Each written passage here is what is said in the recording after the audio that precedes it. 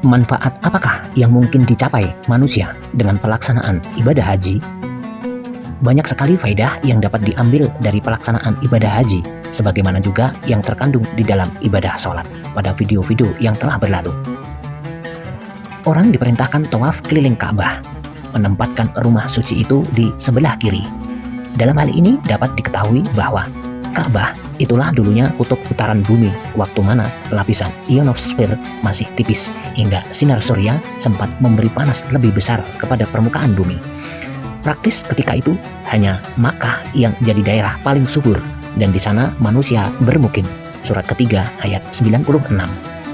Karenanya kerangka manusia purbakala yang ditemui merupakan tubuh yang agak bungkuk disebabkan kurang mendapat sinar surya yang membentuk vitamin D dalam tubuh. Sebagai tempat subur dulunya, kini Saudi Arabia ternyata jadi daerah paling kaya bahan mineral di permukaan bumi. Hal ini menakjubkan para sarjana barat, tetapi akan mereka pahami perpindahan kutub-kutub dan posisi permukaan bumi kini jika mereka memperhatikan ayat-ayat Al-Quran. Tawaf keliling Ka'bah mengisyaratkan bahwa bumi ini senantiasa berputar di sumbunya dari barat ke timur, dan bukanlah Kopernikus yang pertama kali mengetahui hal itu. Putaran demikian adalah gerak yang berlaku pada setiap atom sebagai wujud mikro, pada benda-benda angkasa sebagai wujud makro. Gerak demikian kita namakan dengan gerak paralel. Karenanya bukanlah angkasa itu statik atau spanding seperti teori yang dinyatakan Einstein dan Hubble. Tawaf keliling Ka'bah memberikan bukti bahwa sebelum topan besar di zaman Nabi Nuh, bumi ini tidak melenggang ke utara dan ke selatan dalam orbitnya.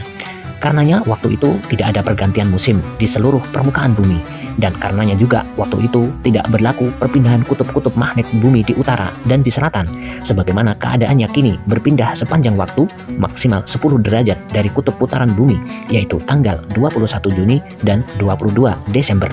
Tetapi tetap berada di kutub-kutub putaran bumi pada setiap tanggal 21 Maret dan 22 September abad 20 Masehi. Orang diperintahkan melakukan sya'i antara Safa dan Marwah.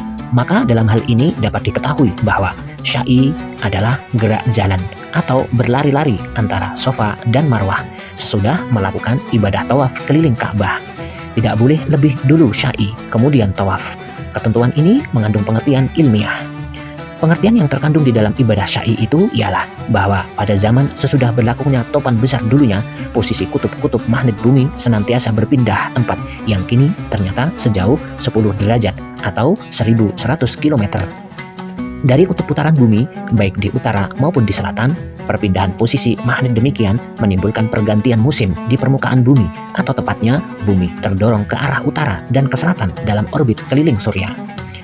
Kini ternyata setiap tahun pada abad 14 Hijriah, daging kurban itu tertinggal percuma. Bahkan ada yang dikuburkan saja dalam timbunan pasir karena terlalu banyak sampai ratusan ribu ekor ternak. Tetapi hal itu adalah tanggung jawab penduduk Makkah yang sebenarnya harus mengalengkan semua daging itu untuk diberikan atau dikirimkan kepada kelompok manusia lain yang kebetulan membutuhkannya di permukaan bumi ini. Yang demikian terkandung dalam surat ke-22 ayat 28. Ingatlah bahwa Allah tidak menyukai orang-orang yang berbuat keborosan dan mubadzir. Bukanlah tugas orang-orang di Mekah itu hanya memberikan makan jamaah haji atau memberi minum saja, surat ke-9 ayat 19.